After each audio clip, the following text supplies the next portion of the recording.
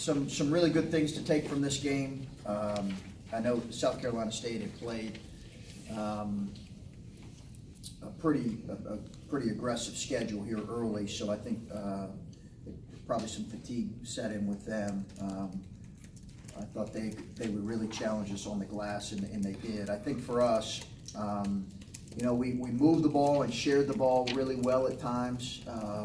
We were still turning it over too much, and I thought we were, inconsistent with our defensive approach, mindset, details, all of that.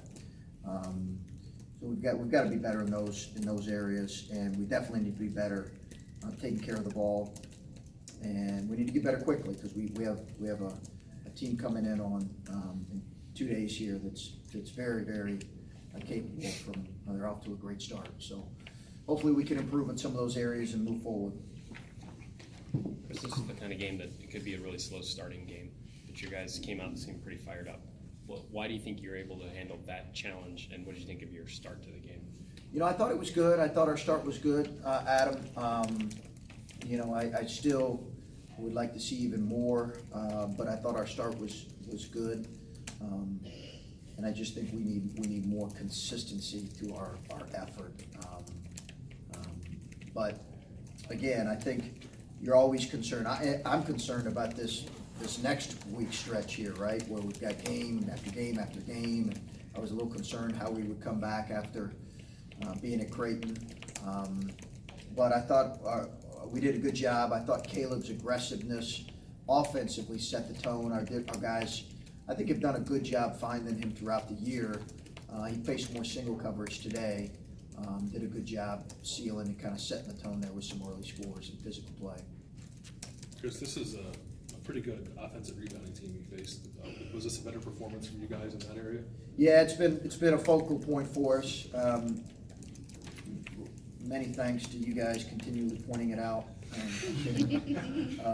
But it has been a focal point for us, and you're right. They go and get it and chase it, and they send 4, sometimes 5. So, and they're quick to the ball. They're really quick to the ball. So that was I think a move forward for us. But again, we move forward in that area, and then we have too many defensive lapses, and we're sloppy with the ball at times. So, we got a long ways to go. Chris, if you would have been told, at the beginning of the season you're 4-0, what would need to go right for you to be 4-0? What would you have said? And then 4 games in, are those things the case that have led to you being 4-0?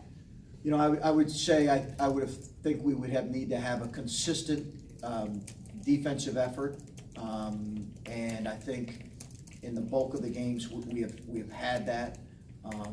And then I would say that I would think that our balance to our team, which I think can be a strength, would need to be evident. Today, now Keyshawn was having a little bit of a stomach bug today, but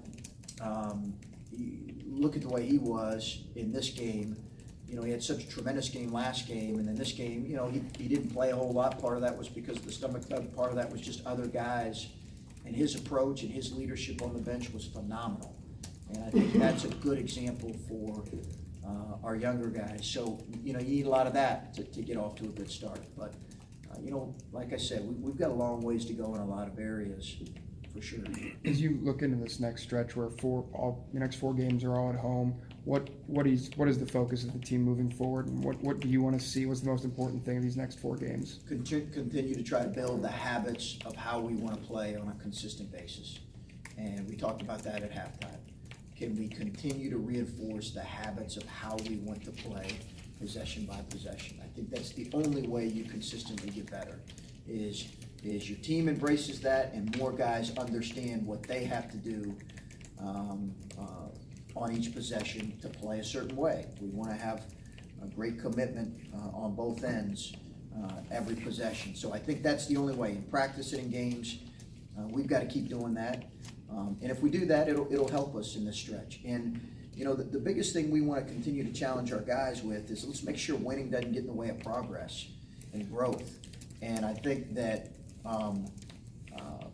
our guys understand that you can win and still not play quite like we need to play. And sometimes you can lose, and that gets clouded because maybe you played better than what you did when you won. So we're trying to make sure winning doesn't get in the way of progress and growth. I think that's important for a young team in a new season.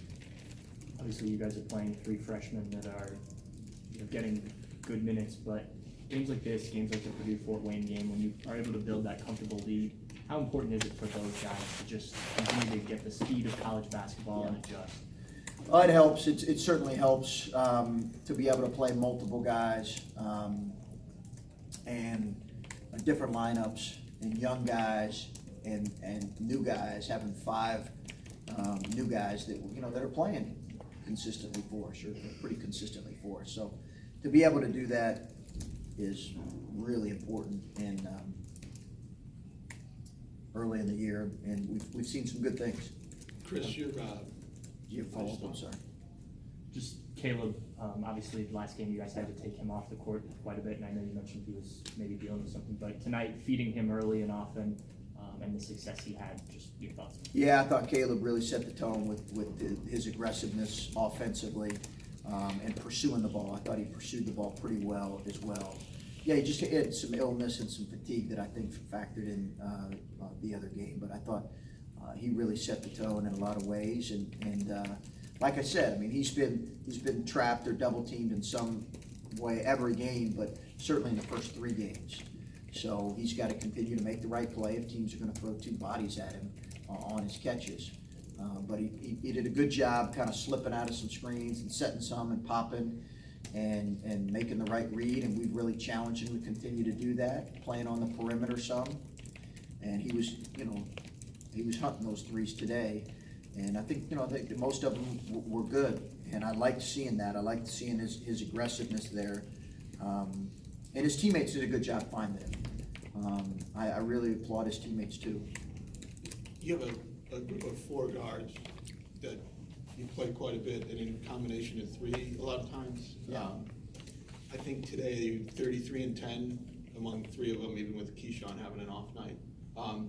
How do you like to use them, and do you consider that almost luxurious? Well, I think most programs have that number of guards. Most because you need to have depth there. I'm very excited about those guys and their progress this year. But I think again, our team, you're going to see on different nights, different guys making really important plays. I just think that is the makeup of this team, and we've seen that. We've seen that time and time again here in these first couple games where different guys on different nights have been critical to our success. But I think we've got the appropriate amount of depth there, if that's what you're asking. I'm more interested in the deployment also. They threw a lot of looks at you with presses, zones, Yeah. and they throw a man at you. Yes. And it seems